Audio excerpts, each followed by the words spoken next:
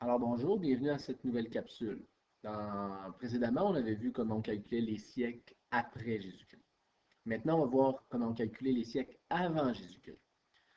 Donc, c'est assez simple, c'est le même principe qui s'applique. C'est-à-dire que je vous rappelle donc que l'an 1 était utilisé pour séparer les dates après Jésus-Christ et avant, c'était les dates avant Jésus-Christ, donc avant la naissance du Christ.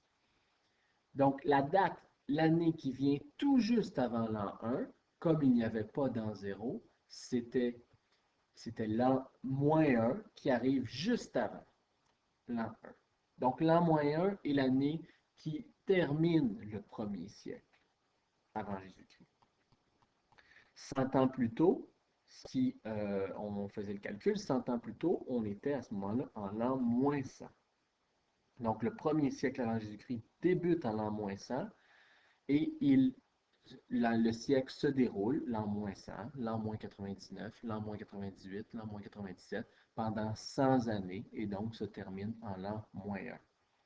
Donc vous voyez que les dates avant Jésus-Christ, c'est exactement le même principe que par exemple la température à l'extérieur. Donc à -30 degrés, il fait plus froid qu'à -10 degrés. Donc, et plus ça se réchauffe, plus le chiffre augmente, donc, c'est-à-dire -10, -9, -8, -7.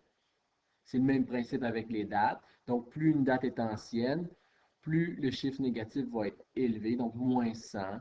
Ensuite, l'année d'après, -99, -98, -97, ainsi de suite.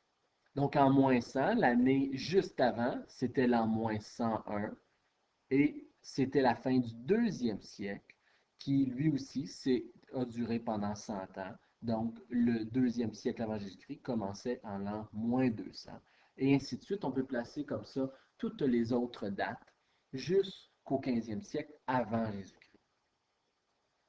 Donc, ce tableau, maintenant, te permettra de répondre ou de faire les prochains exercices sur l'autre vidéo que je te recommande d'aller vérifier et d'aller compléter.